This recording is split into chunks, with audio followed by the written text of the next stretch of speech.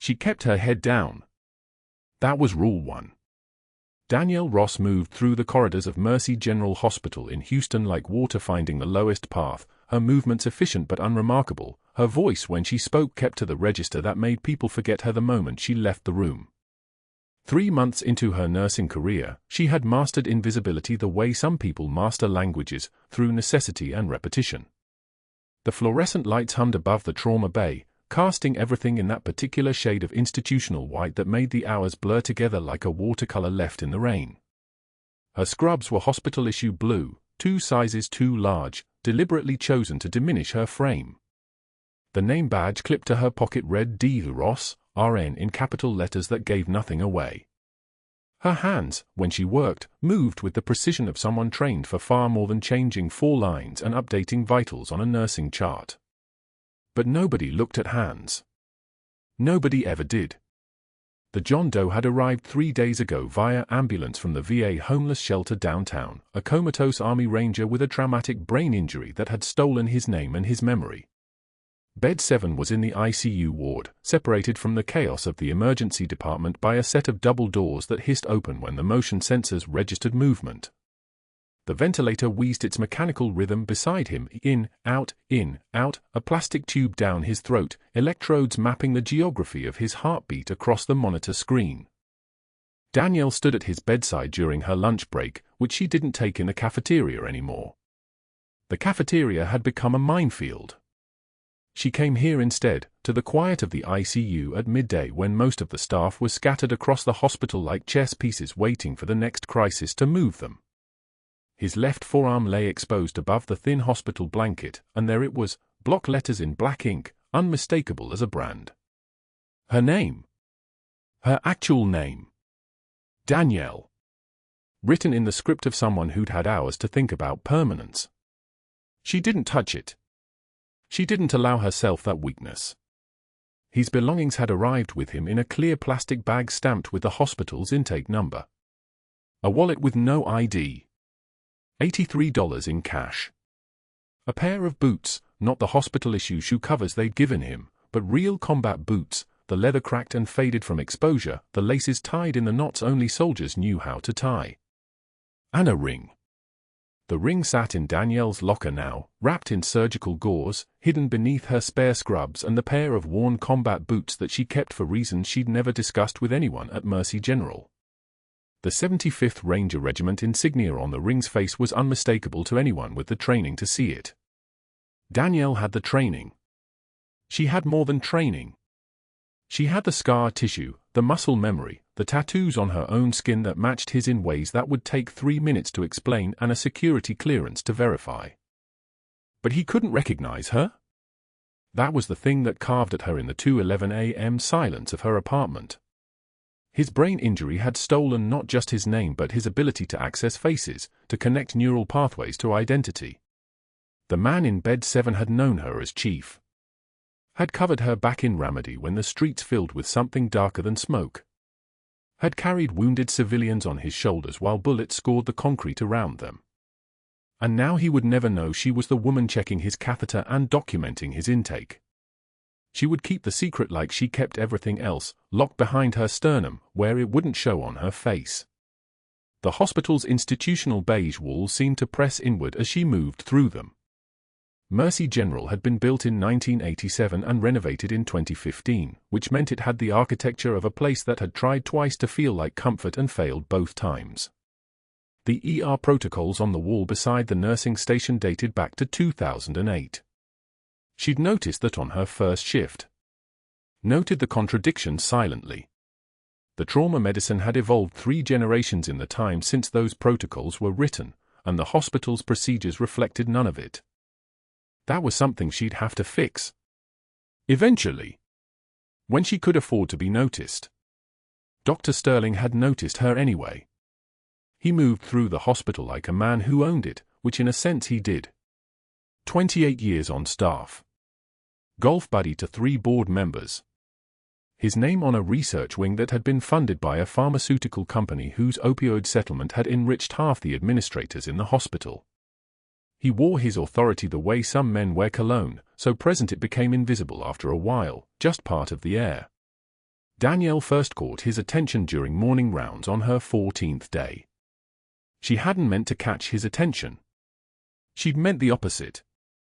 But the attending physician had asked about a patient with atrial fibrillation, and the protocol on the wall prescribed a calcium channel blocker as first-line treatment. The literature had changed in 2019. Newer evidence favored beta blockers in acute trauma presentations. She should have stayed silent. She knew better.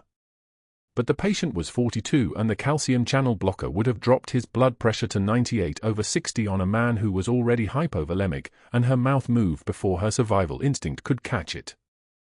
The 2019 ACC guidelines recommend beta blockers for acute trauma, she'd said quietly. Given the patient's volume status.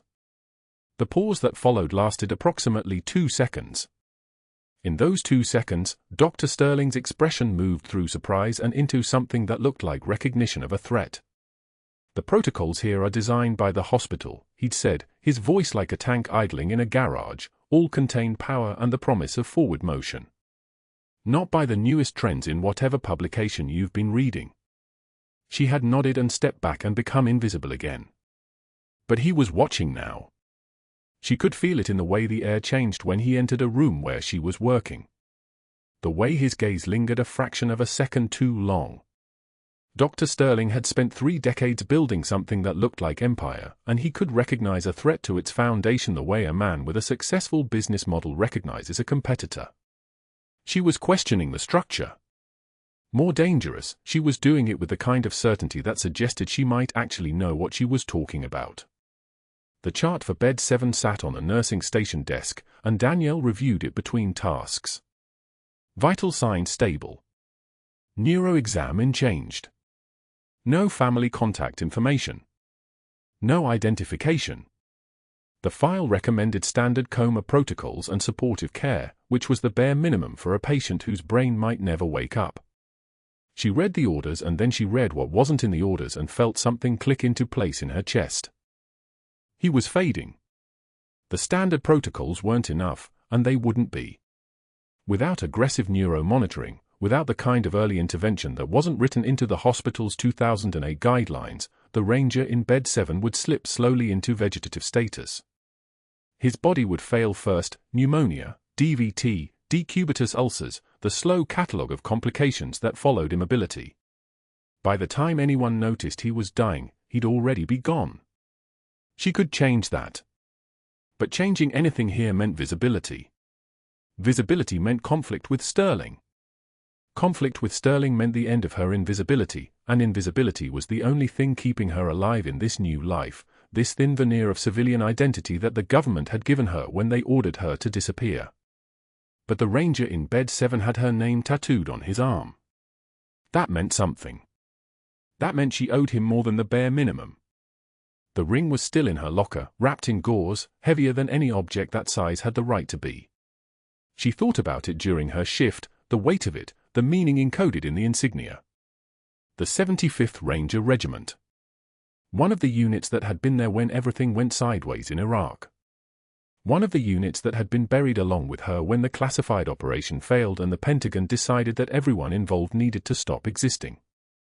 She had become a nurse because it was a profession that fit her. Hands that knew how to work. Eyes that could read vital signs the way other people read faces. The muscle memory of triage and crisis management. But it was also a profession that let her disappear into the infrastructure of care, invisible except when the patient absolutely needed her. The next words out of Dr. Sterling's mouth, when he passed her desk late in her shift, would change the temperature of everything. "How long have you been with us now, Ross?" She didn't look up from the chart she was documenting. 3 months, doctor. "And what's your background?" "Before Mercy General." The question was casual. The interest behind it was not. She could feel him cataloguing her the way he catalogued threats, searching for the inconsistency that would explain why someone with her competence was working night shifts as a new grad in Houston instead of doing something more ambitious elsewhere. "Mostly travel nursing," she said. The lie was clean. Travel nursing created gaps in employment history. It explained why there were no references beyond the last year. It suggested a certain instability, the kind of person who drifted between contracts. Following work where I could find it. He nodded, but he didn't stop watching. And that was when Danielle understood that Sterling had recognized something in her, not what she was, but that she was *something star. Something other than the nurses around her. Something that didn't fit the profile of a 3-month employee who worked silently and asked no questions. She'd have to be more careful now. Or she'd have to decide what she was willing to lose. The morning staff meeting at Mercy General started like every other one, fluorescent lights casting everything in institutional white, the smell of lukewarm coffee and antiseptic hanging in the conference room air. Dr. Sterling sat at the head of the table, his tailored suit the color of old money, his fingers steepled like he was conducting an orchestra only he could hear. Danielle stood by the coffee station in the back, her scrub still damp from the pre-dawn shift, a cup of black coffee in her steady hands. She wasn't supposed to be here, and new nurses usually didn't attend staff meetings, but Dr. Sterling had made a point of including her, and now she understood why. "I give the new girl 1 week," Sterling announced, his voice cutting across the room like he was placing a bet on a horse race. He leaned back in his chair, the leather creaking under the weight of his confidence. 1 week before she quits and takes some other hospital's problem. Anyone want to take that bet? Laughter rippled through the conference room. A couple of the senior nurses smiled, not kindly. The residents glanced sideways at each other, measuring, already calculating whether they should distance themselves from her or pile on. Danielle had seen this before. Military units did it too, the informal testing of a new recruit's breaking point. The difference was that the army understood breaking someone served no strategic purpose. Dr. Sterling wasn't thinking that far ahead. "What's the matter, Danny?" Sterling called across the room, stretching out her name like it was something cheap and disposable. She'd never told him he could use that nickname. Nobody had asked. Too much pressure for someone who learned medicine from YouTube. More laughter. Quieter this time, but sharper. The attending physicians exchanged glances, uncomfortable but complicit. She took one measured breath through her nose, the kind of breath that steadied soldiers in forward operating bases under artillery fire. Let a single tear escape, just one, which she wiped away without breaking eye contact. She didn't blink. Didn't flinch. Didn't give him the satisfaction of watching her shrink. Her silence was a weapon. Sterling waited for her to say something, to defend herself, to cry, to run from the room. Instead, she sipped her coffee and looked at him the way a sniper looks at a target 300 meters out, present, calm, calculating. He'd wanted a reaction. What he got was a void. His smile faltered for just a second before he turned back to the medical charts, but that second was everything. The real humiliation came during lunch rush, when the cafeteria was packed with hospital staff and visitors, when there were maximum witnesses to absorb what he was about to do. Danielle was carrying her tray toward a corner table when Sterling appeared from the side like he'd been waiting. He was with 2 other physicians, men who laughed at his jokes and golfed with him on Saturdays. They were talking about a patient case, something about his reputation for never making mistakes, when Sterling's arm swung out and connected with her tray. Gravy splattered across her scrubs in a spreading stain. Her plate hit the floor. The sound was sharp and clear, ceramic against tile, food scattered like casualties. The room quieted. 50 people turned to watch.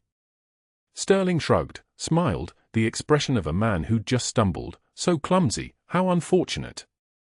"Oops," he said to his colleagues, not to her. "Guess you're as clumsy as you are inexperienced." The other doctors chuckled. One of them actually patted him on the shoulder. Danielle bent down without hesitation, her movements economical and precise. Her hands didn't shake. She picked up every piece of broken ceramic, gathered the scattered vegetables with the same methodical care she'd used to collect medical evidence from a crime scene. The gravy had soaked through the front of her scrubs, but her expression didn't change. She gathered the tray, the broken plate, every scrap of food, and carried it all to the trash. Then she turned and walked to the bathroom to change, her silence more powerful than any retort could have been. She could hear Sterling's laugh echoing behind her, the sound of a man who thought he'd won something. He had no idea what he'd actually triggered. The final blow came during evening rounds, when the entire ER staff was present and Dr. Sterling had maximum audience. He was discussing a patient case, some complex pneumonia presentation, when he turned to Danielle and asked her for the chart. She moved toward him, her badge catching the light, 23 years of service history compressed into a name and ID number that nobody here knew how to read. Sterling's hand rose, and he threw the chart at her feet, paper scattering across the floor like snow. The gesture was deliberate. The dismissal was total. "Pick that up, sweetheart," he said, his voice dripping with condescension, the kind that only works on people who accept it. "And while you're down there, maybe reconsider whether you belong in my hospital." The ER staff went silent. The kind of silence that comes when something crosses a line and everybody knows it but nobody's going to say it. A nurse pulled out her phone. Was she filming? A resident's jaw clenched. The med students exchanged looks of profound discomfort. Danielle crouched, and her hands moved on their own. She gathered every page with methodical care, organizing them by number without having to look, her muscle memory recognizing patterns that came from organizing casualty reports under desert stars. She stacked them in order, 12, 14, 16, 18, with the precision of someone who'd sorted things that mattered far more than medical paperwork. She stood up slowly, holding the reorganized chart against her chest, and looked Sterling directly in the eye. The distance between them was maybe 10 feet, but it felt like a runway. Her voice, when it came, was quiet enough that people had to lean in to hear it. Not weak. Just low. Like she was speaking to him alone, even though the whole ER was listening. "I've picked up heavier things than your insecurities, doctor." The room went dead silent.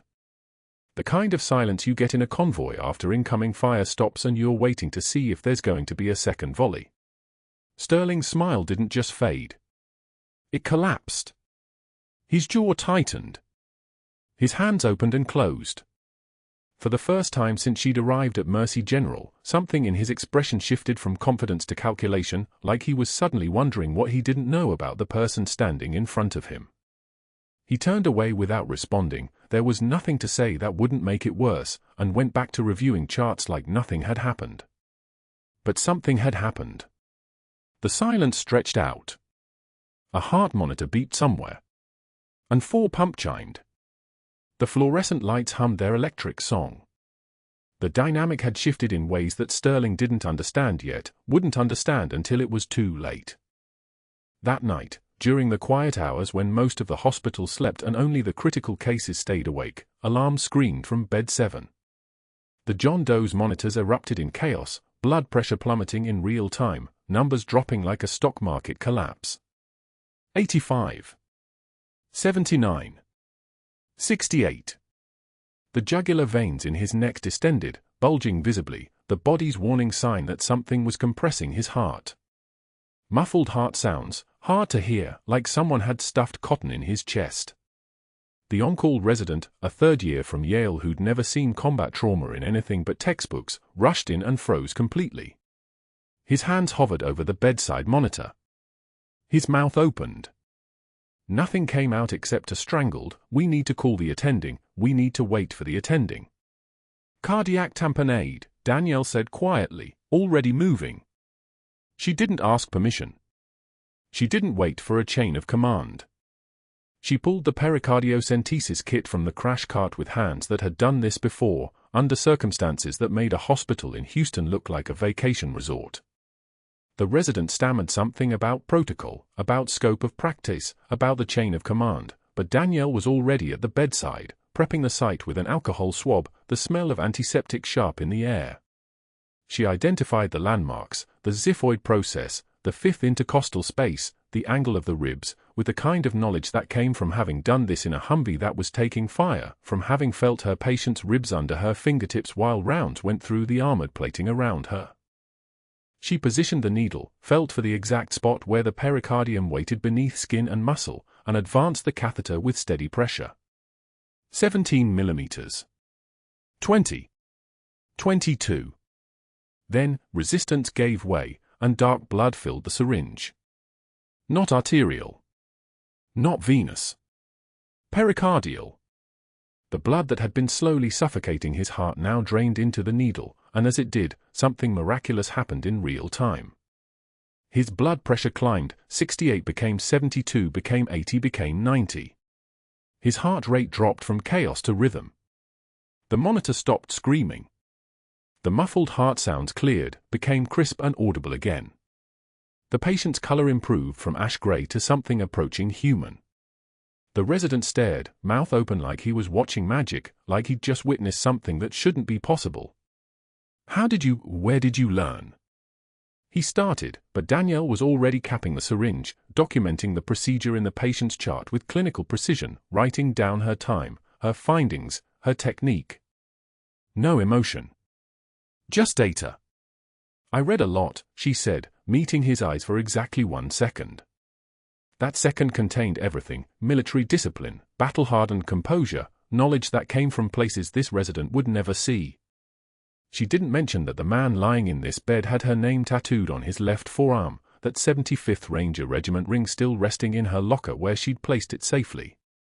She didn't mention that she'd performed this exact procedure on him before, in a Humvee outside Ramadi while incoming fire pinged off the armor plating and her hands moved on their own, driven by the absolute certainty that she would not let him die. By morning, word had spread through Mercy General like a virus. The new nurse had saved a patient's life. The new nurse had performed an emergency pericardiocentesis, a procedure that required physician-level training, while Dr. Sterling was conveniently absent, sleeping soundly in his expensive home in Memorial, utterly unaware that his carefully constructed hierarchy was beginning to crack. The residents whispered about it. The attending physicians exchanged knowing looks. The ICU nurses started treating Danielle differently, with something that resembled respect instead of the patronizing distance they'd maintained before. What they didn't know was that this moment, this life saved, was going to change everything in ways none of them could predict. But that wasn't the worst part. The worst part was what happened next. The alarm screamed at 2:24 a.m. Bed 7 erupted into chaos, monitor shrieking, ventilator gasping, every sensor flashing red like a warning system in a burning building. Danielle was already moving before the charge nurse called the code, muscle memory taking over as her eyes locked onto the vitals cascading across the screen. Blood pressure 73/41 and dropping. Oxygen saturation plummeting. Jugular veins distended like cords pulled tight. Cardiac tamponade. She knew the signs before anyone spoke them aloud. The John Doe's heart was drowning in its own sac, blood accumulating in the pericardium with nowhere to go, crushing the chambers with each failed beat. The resident on call, a second-year named Dr. Reeves, fresh from his overnight rotation and running on black coffee and stubbornness, stood frozen at the bedside, staring at the numbers as if they might suddenly reverse themselves. His hands hung at his sides. His jaw worked silently. "Get me an 18-gauge needle," Danielle said. Not a request. A command. The nurse beside her moved without hesitation. Everyone on night shift knew who Danielle was by now, not because of her name, but because of how she moved through crises. There was a kind of terrible certainty in her voice, the sound of someone who'd already done this when the stakes were infinitely higher. The needle appeared in her palm before her next breath. Dr. Reeves finally spoke. Shouldn't we call? Second intercostal space, mid-clavicular line, Danielle said, already prepping the patient's chest with antiseptic that smelled like copper and ammonia. Right side. Fluids already compromising diastole. Her hands moved with the precision of a surgeon, or something better than that, the muscle memory of someone who'd learned this procedure not in a sterile simulation but in the wreckage of Ramadi, in the back of a bullet-riddled Humvee while explosions rattled the metal around her and another soldier bled out on the stretcher beside her. That soldier had lived because she'd been steady. That soldier had written her a letter 3 years later. She still had it. "You're not authorized to," Dr. Reeves started. But Danielle was already through the chest wall, the needle sliding between ribs with barely a whisper of resistance. The pericardium gave way like a membrane breaking, and suddenly the syringe was filling with dark fluid, blood that had no business being there, blood that was suffocating the heart trying to pump beneath it. 30 milliliters came out. 50. 70. The monitor's rhythm changed. The frantic spasm smoothed into something almost orderly. Oxygen saturation climbed, 84, 88, 92. Blood pressure rose like air filling a deflated lung. The patient's color shifted from the gray of a corpse to something closer to human. Sinus rhythm, someone whispered. Danielle withdrew the needle with the same controlled precision she'd used inserting it, securing the catheter in place with tape that held steady in her hands. No tremor. No hesitation. Around her, the night shift staff moved like they'd rehearsed this moment 100 times, though they hadn't. They were moving because Danielle had already moved, had already shown them the path through the darkness. Dr. Reeves stood motionless, watching her work, his face the color of old milk. Code status is holding, Danielle said to no one in particular. I want a full echo at 6 a.m. And cross-match for emergency transfusion just in case the pericardial fluid was secondary to something else we're missing. She removed her gloves with controlled precision, one finger at a time, turning them inside out so the contaminated surface never touched her skin. The motion was automatic, the same way she'd removed gloves in field hospitals across Iraq, in triage centers where the only light came from lantern hanging from canvas tents, where the only sound was the helicopters that came too late for most of the people screaming. That wasn't the worst part. The worst part was what happened next. Dr. Sterling didn't arrive until 6 in the morning, when the sun was burning through Houston's humidity like a knife through canvas. He walked into the ER with his coffee still steaming, his tie perfectly knotted, his face the immaculate mask of a man accustomed to having his way. The night shift had already left. Danielle was preparing her handoff report for the day team, her voice clinical and even as she described the pericardiocentesis, the fluid withdrawal, the patient stabilization. Sterling's face went purple. It was a specific shade of purple, the kind of purple that came from blood rushing to the head, from anger so pure it needed somewhere to go. He stood at the edge of the trauma bay, staring at the John Doe in bed 7, whose monitor was now beeping with the steady rhythm of someone who'd survived the night against all statistical probability. Danielle didn't look at him. She continued her report to the day nurse, a woman named Curtis who'd worked at Mercy General for 8 years and knew exactly what was about to happen. Curtis's eyes flicked between Danielle and Sterling like she was watching a chess match where the pieces were made of explosives. A nurse, Sterling said quietly. Not a question. A revelation. A nurse performed pericardiocentesis without supervision. The patient would have died within minutes, Danielle said. Still even. Still calm. The resident was. I don't care if the resident was in a coma, Sterling said, his voice dropping to that particular register that men used when they decided to destroy something. You performed a physician-level procedure. You exceeded your scope of practice. You contaminated the entire chain of command with your... He didn't finish. He didn't need to. Danielle was already moving past him, her shift officially ending, her hands clean, her conscience cleaner. She could feel his eyes on her back like weight, like force, like the kind of attention that didn't bring anything good. By noon, Sterling had called 6 board members. By 1 p.m., he'd contacted her nursing school references with carefully calibrated questions about her stability, about gaps in her history, about whether she'd ever shown signs of being unstable or prone to overstepping.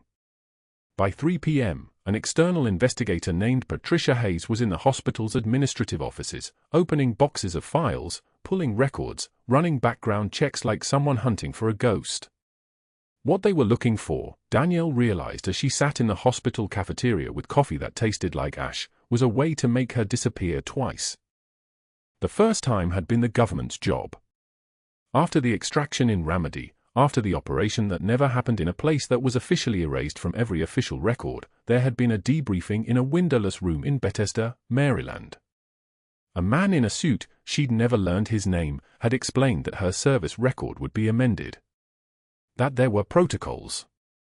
That she would be discharged with honors that she could never discuss, stationed in civilian life, ordered to never surface, never acknowledge, never let her past touch her present. She'd agreed because she didn't have a choice. But now Sterling was pulling threads, and the threads led back. The investigator would find nothing because there was nothing to find. Her civilian nursing record was bulletproof, created by people whose job was creating bulletproof civilian nursing records. But Sterling's persistence, his certainty, his willingness to leverage every connection he'd cultivated over 3 decades would put pressure on the right bureaucratic doors. And bureaucratic doors, once opened, had a way of remaining open. That night, in her apartment on Westheimer Road, Danielle sat on her couch and held the Ranger's ring in her palm. The 75th Regiment insignia caught the light like a mirror, throwing reflections across her skin. She'd kept it safe for 2 weeks now. 2 weeks of carrying this man's identity in her pocket, of knowing exactly who he was, of not letting a single person at Mercy General know that she recognized the tattoo on his forearm because she was the one he'd carried through Ramadi under fire. She didn't know what happened if Sterling pulled on enough threads. She didn't know if the government would have to intervene, or if they'd simply let him destroy her, since her destruction would solve their problem more elegantly than any official discharge ever could. What she did know was that the John Doe in bed 7 was still alive because she'd moved when everyone else had frozen. He was still alive because some things transcended scope of practice and authorization and bureaucratic protocol. She closed her fingers around the ring and waited for the consequences to arrive. The overnight report was waiting on Dr. Sterling's desk when he arrived at 6 in the morning. His office was still dark, the blinds drawn against the Houston humidity pressing against the windows like something alive. He read the summary line and felt his face go purple, a color that looked wrong on someone who'd spent 40 years convincing people he was invincible. Danielle Ross. Emergency pericardiocentesis. Cardiac tamponade. Patient stabilized. No attending physician present. He sat very still. The kind of stillness that precedes violence. She had overstepped. She had exceeded her scope. She had done the one thing he could not allow. She had solved a problem without him, in front of the entire night shift, demonstrating that his authority was a suggestion rather than law. The file trembled in his hands. Not from fear. From rage so precise it felt like medicine. By 6:30, he was making calls. The first was to James Bancroft, a board member who'd owed him favor since their golf tournament in 2015 when Sterling had introduced him to a cardiologist who'd saved his daughter's life. The second was to Patricia Hayes, whose son Sterling had helped get into Johns Hopkins residency. Then Conrad Mitchell, who ran the hospital's political action committee and whose consulting firm had received $30,000 annually for administrative services that had never quite been defined. Sterling's voice was calm as he spoke. This was the voice he used when he wanted things done without resistance. The voice that made subordinates move faster. The voice that made difficult problems vanish. I need her removed. Suspended pending investigation. Today. By 7 in the morning, he was calling Danielle's professional references. The calls were masterpieces of implication. To the ICU director at her previous hospital, he said, "I'm just trying to get a sense of her clinical judgment. Has she ever operated outside her scope? Any stability concerns?" To the trauma center in San Antonio where she'd worked briefly, "We've had some unusual decisions in the ER. I'm wondering if this is part of a pattern." He never said she was unstable. He implied it the way architects imply load-bearing walls, through careful omission and strategic pause. By the time each call ended, the recipients understood that Dr. Sterling was warning them, professionally, that Danielle Ross was a liability. The external investigator arrived by 9. His name was Dr. Philip Graves, and he carried the kind of credentials that made people stop asking questions. 30 years reviewing medical credentials. Expert witness in 300 malpractice cases. The kind of man who could tear apart a nursing license with his bare hands and never break a sweat. Sterling had worked with him before. They understood each other. Sterling explained the situation with the precision of someone who'd rehearsed it 100 times: unauthorized procedure, scope violation, patient safety concern, need for thorough credentialing review. Pull everything, Sterling said. References, education, military history if she has any, prior employment. I want to know if this woman has ever made a questionable decision. Graves nodded and opened his laptop.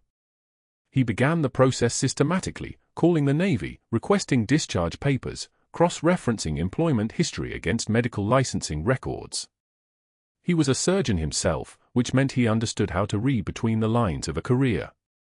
What he found, 3 hours later, made him pause. Nothing. Or rather, nothing that should have been nothing. Danielle Ross had served 8 years in the military as a senior chief petty officer. That much was documented. Training records existed. Fitness reports existed. Then in 2015, the trail stopped. Not gradually. Completely. Like someone had taken scissors to the official history. There were no discharge papers. No separation summary. No retirement ceremony. No final fitness report. The record simply ended, as if she'd evaporated at the rank of senior chief and reconstituted as a civilian nurse 3 months later with no gap to explain. He called Sterling back. Her military records have been redacted. Classified operations. I can't access them. That's a problem, Sterling said quietly. We need to proceed anyway. By 11 o'clock, Danielle had been called into the hospital administrator's office on the 3rd floor. The room was cold, overly air-conditioned the way administrative spaces always were, as if discomfort was an essential component of power. The administrator, Dr. Evelyn Cross, looked uncomfortable. She didn't like being used as a tool. But she also didn't like saying no to Dr. Sterling, who had donated $2 million to the hospital's trauma wing 5 years ago. We've received a report regarding an unauthorized medical procedure, Cross said, reading from a prepared statement that Sterling had clearly written. An emergency pericardiocentesis performed by nursing staff without physician supervision. We're suspending you pending a full investigation into your credentials and scope of practice. Danielle's face didn't change. Her hands remained flat on her thighs. The patient was in cardiac tamponade. The resident froze.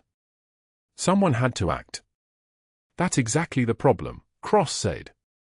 You acted. Without authorization. We need to determine if you exceeded your scope. The words landed like a gavel.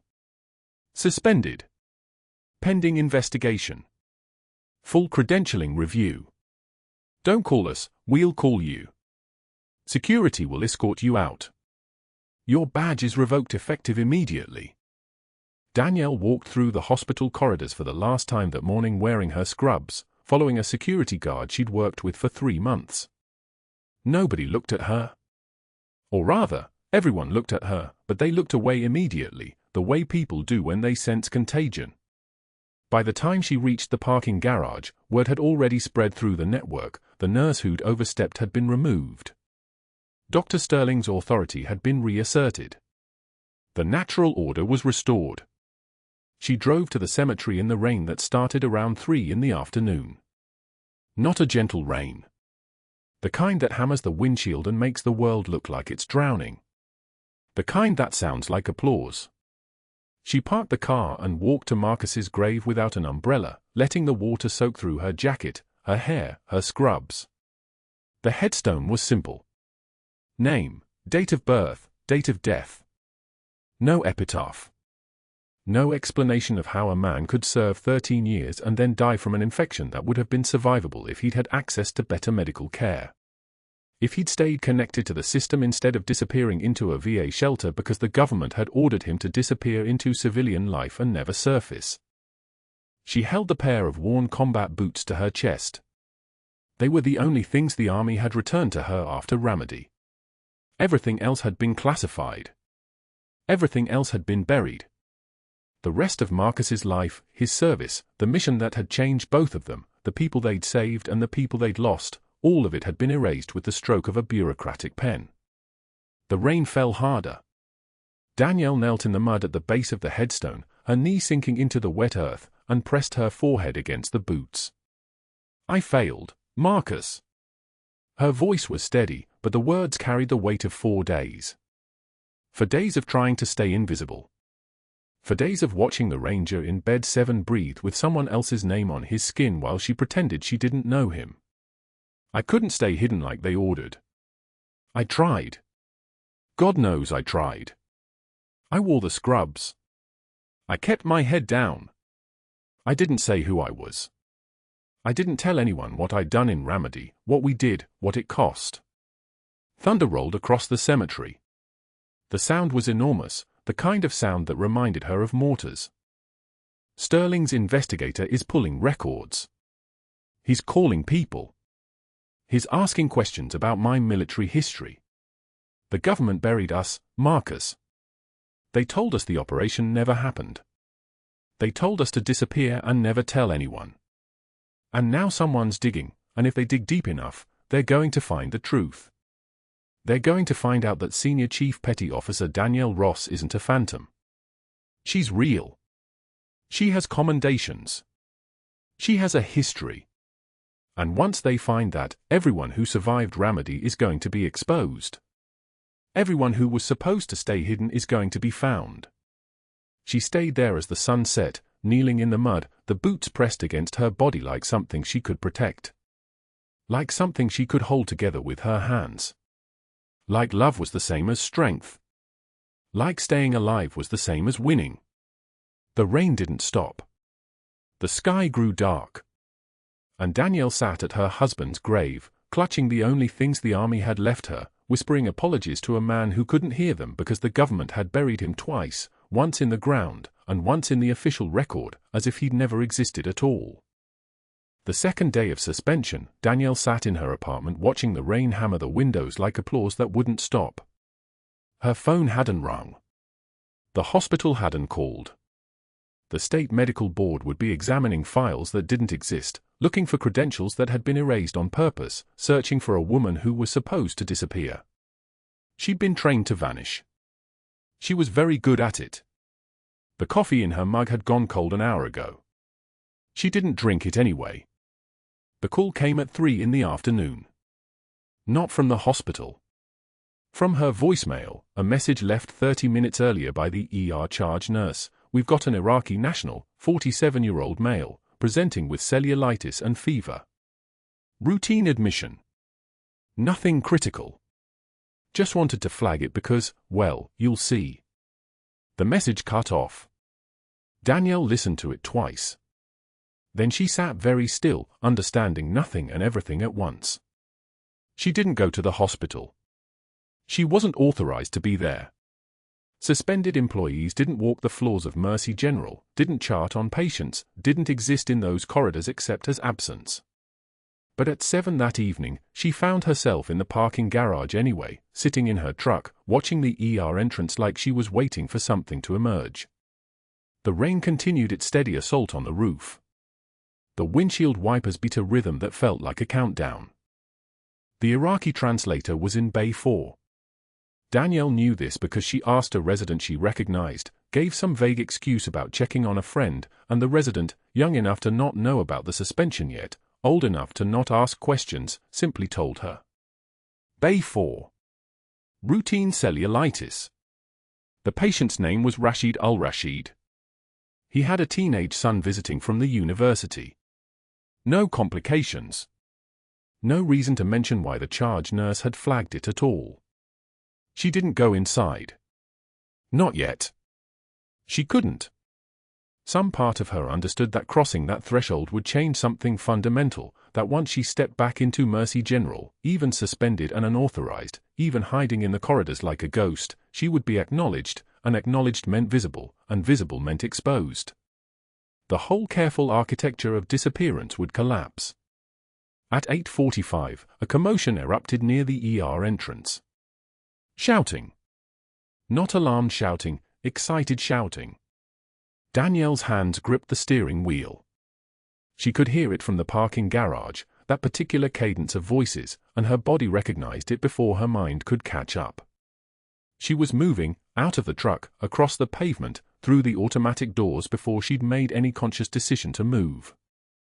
The translator was in Bay 4, sitting upright on the stretcher despite his obvious fever and the swollen red streaking up his left forearm. His eyes had found something across the ER. Those eyes locked onto Danielle the moment she appeared in the bay entrance. His entire body went rigid. Then his voice erupted, raw and trembling, in Arabic first, a string of words that sounded like prayer and recognition and something like gratitude, and then in broken English, Senior Chief. Senior Chief Ross. You saved my village. You carried us out under fire. I remember your face. His hands were shaking. Not from fear. From something deeper. A teenage boy, lanky and tall with his father's dark eyes, stood beside the stretcher. He'd been holding an IV bag. Now he turned toward Danielle, and his voice came clear and precise. My father says you are Senior Chief Petty Officer Ross. He says you protected civilians during the remedy extraction.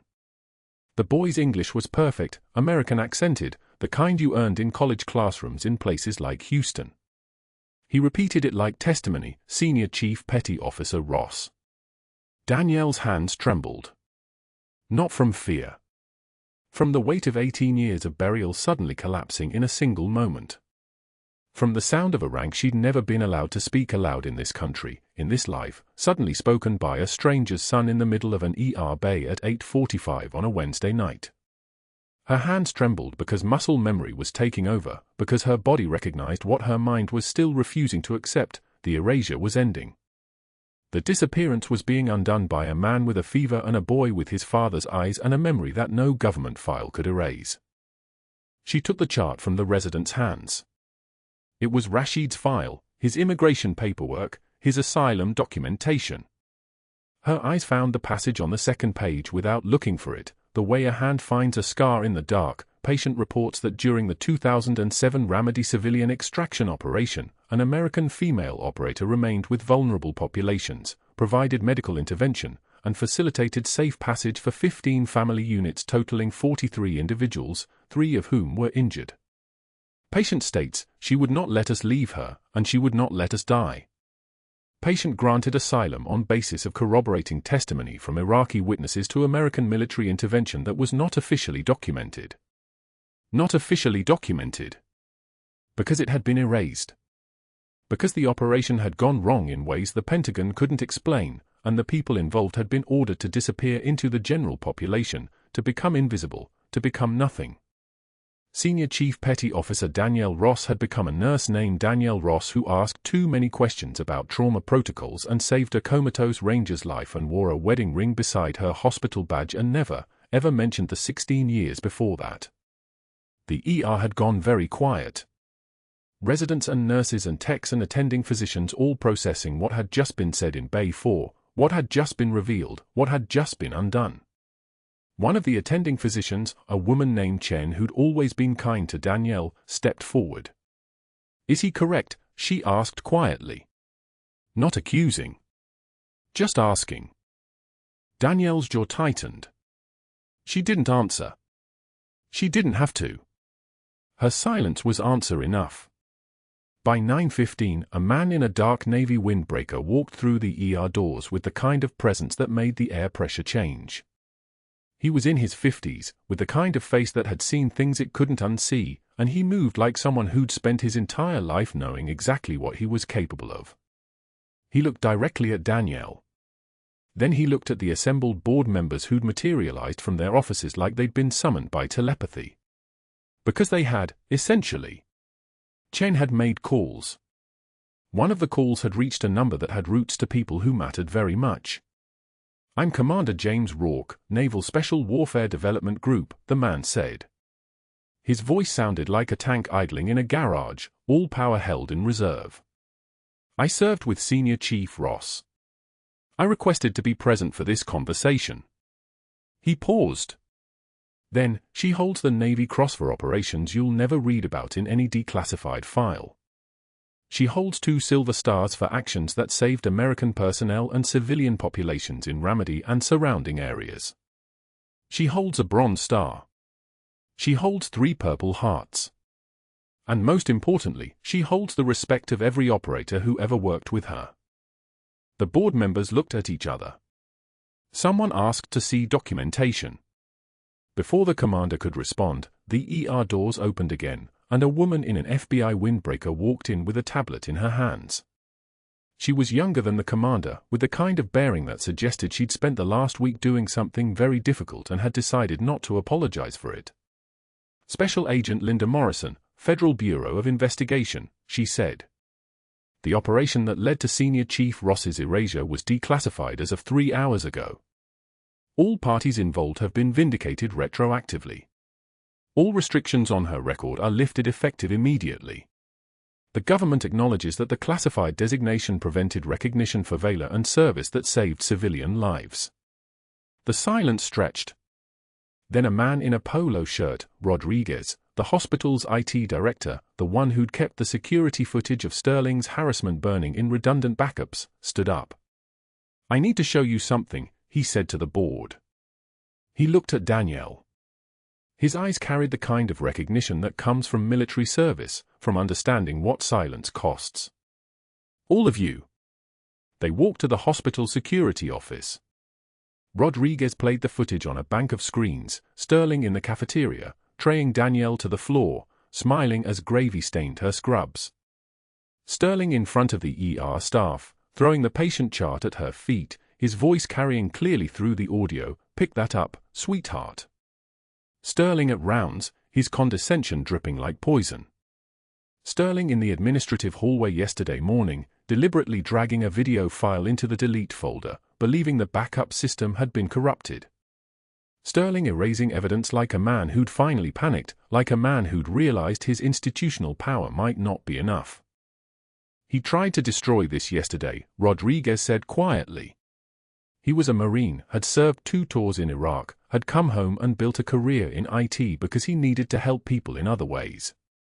Every frame has been reported to the State Medical Board. Every instance of harassment. Every act of retaliation. Every moment of deliberate cruelty toward a nurse who questioned his protocols. There's enough here to end his career. Within 4 hours, the State Medical Board had launched an investigation. Within 8, Sterling's medical license was suspended pending a formal hearing. Within 24, his privileges had been revoked across 3 hospitals.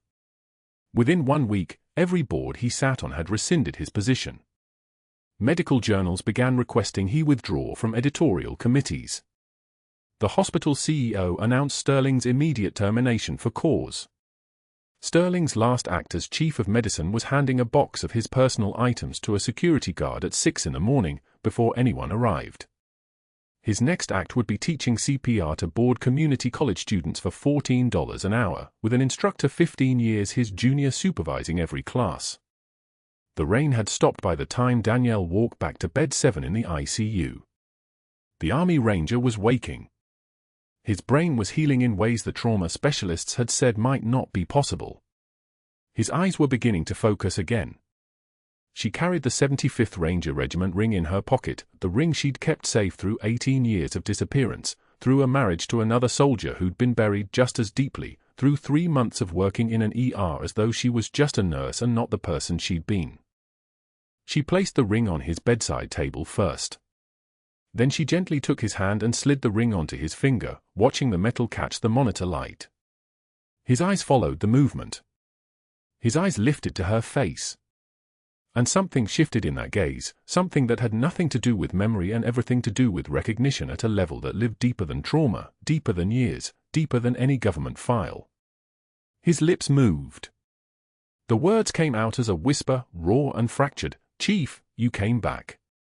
Danielle's carefully maintained composure fractured like the first thin ice of winter. Tears came. Real tears.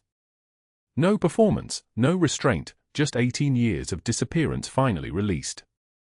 She took his hand and held it, and she whispered back, "I never left, Ranger.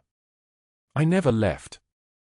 The hospital CEO was waiting in her office the next morning with a formal apology, a promotion to clinical educator, and documentation of the reinstatement of her suspension lifting. Commander Rourke attended the ceremony in dress uniform. The Iraqi translator and his son sat in the front row. The medals were presented, the ones Danielle had earned in Ramadi and hadn't been allowed to acknowledge for 18 years, Navy Cross, 2 Silver Stars, Bronze Star, 3 Purple Hearts. Each one was placed in her hands. Each one meant she finally existed. Not all heroes wear capes. Some wear scrubs.